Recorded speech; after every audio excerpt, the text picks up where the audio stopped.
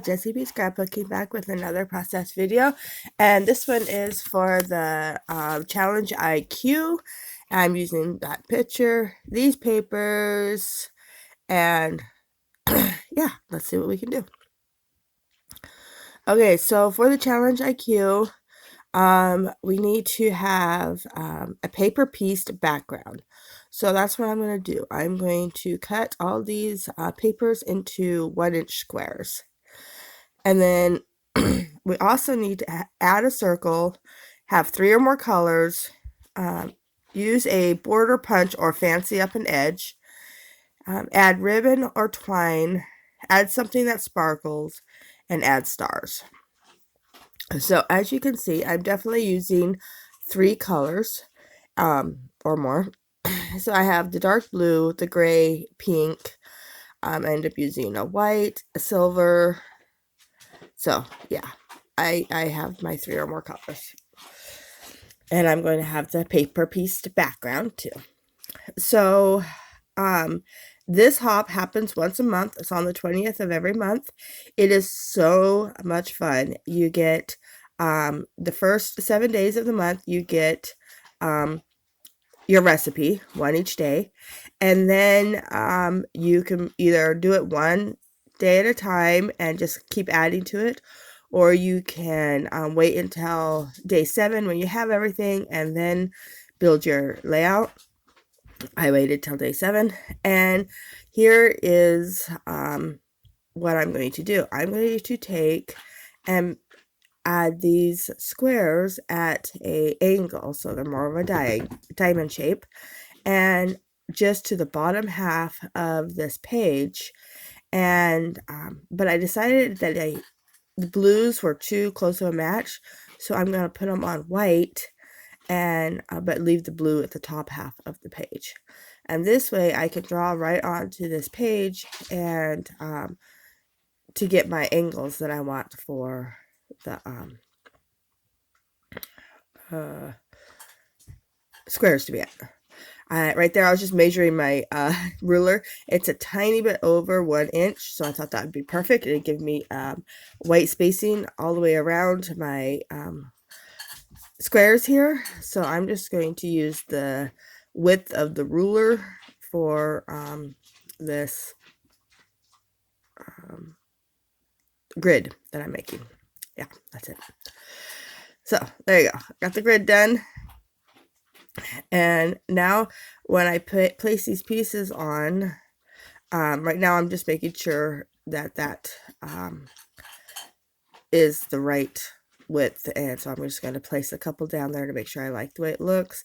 Here I am just putting them into a pattern that I like, so I don't have like all the same colors next to each other. And sorry about the noise you hear in the background. My dog decided that she was hungry and started eating.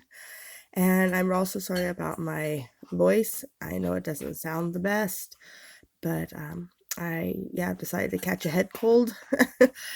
So yeah, we're just going to get through this. All right, so here is kind of what I am looking at for this pattern, and I'm liking the way that that looks. So this whole bottom half is like 7 inches, I think is what I did, or 6.5, will be this paper piecing.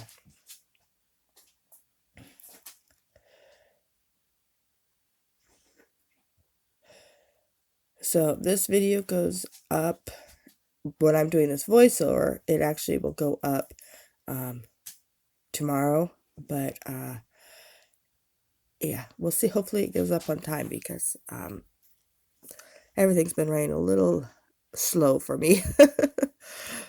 All right, so I just ran 2 lines of the ATG straight down this one line that I drew, and I'm just putting the little squares right on top, and that holds it perfectly.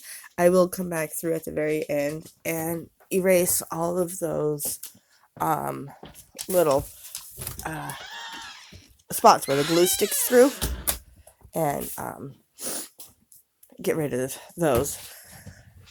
But I'll do that off camera. So there's what it looks like when it's all done, and I already trimmed up the edges, and I went ahead and left the top bit poking over. So that's what it looked like all the way around. I trimmed those ones off, and then I left the top so that it would go into the top of the blue sky, kind of what I was thinking. So these pictures are of my niece when we went up to the job, and she was being super cute. So I took some pictures of her, and then I just did this little collage and had it printed this way, and it turned out really, really cute. This is the last picture or last page I'm going to do in this series. There ended up being 3 of them, and yeah, I really like how this one turned out. All right, so there was my decorative border. So I got 3 things of the 7 done. I got the paper piecing, the use 3 or more colors, and the decorative border. And so here I'm putting in the stars. So I'm going to put 2 stars up in this top corner. And I really like the way that they look up there. I just use some of the same papers that I use down below so they don't look out of place. And then here's where I'm bringing in the 4th thing, which is, no, 5th thing, which is circles. So I am just going to add circles to some of the junctions of the little triangle or diamond shapes down here. And I don't put, one at every junction. I think I only put 6 or 9 on here. I don't have the layout in front of me to tell you for sure, but, and then I do put some epoxy over top of all but 2, and I didn't put it on the last 2 because one of them hangs off the edge and I didn't want to cut the epoxy, and then the other one is just to balance it out so it doesn't look odd that there's one that doesn't have it. And so they're on opposite sides of each other. So here's where I'm just kind of making sure everything, evens out. All right, so this is where I'm putting the epoxy on.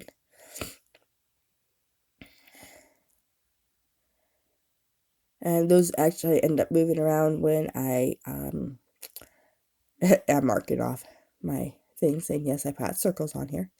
But those end up moving around when I do place them down. I think that one up in the top left corner ends up moving. Okay, so I decided to hear the picture down, but I will end up taking that back off because I am going to pop it up onto some foam. I wasn't going to at first, but then I changed my mind. So let's see what I want to do now. Here's where I want to come in with the ribbon. And this ribbon is it's a nice ribbon, but it has that wire in the edges so that you can bend it and make bows and stuff. And so it's kind of making the picture pop up. That's why I end up popping up the picture. So here's where I decide to start adhering everything down.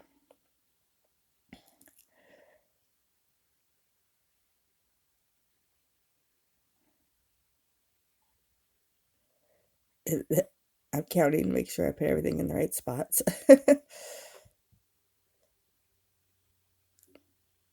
So I am trying to do like every other one across of the junctions.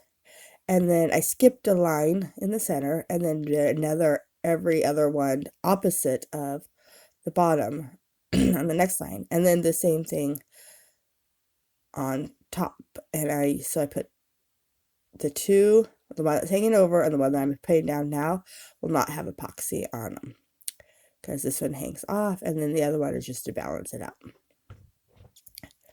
Because I could have put epoxy on that one just fine. So here's where I decided to put foam on the back of my picture collage. And as you can see, I am really running out of foam, so I have to use up all my little pieces I have. And I get it all down. Here's where I'm going to stick down the ribbon, and I'm just using the HEG to stick the ribbon down. It works well.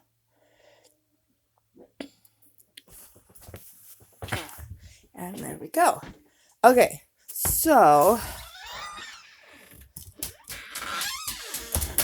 now I'm going to come in with my something that sparkles. So I grab out the drills at first, and I decided not to use them. They were too small. And I grab out these rhinestones, and I'm only using the pink.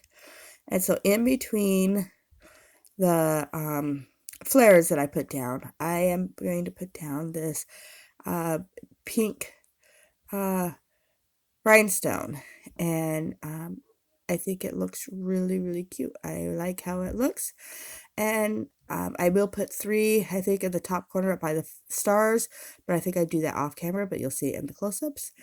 And that's it. I don't do any other embellishing in this whole thing, just because I thought the bottom half of the picture was definitely busy enough.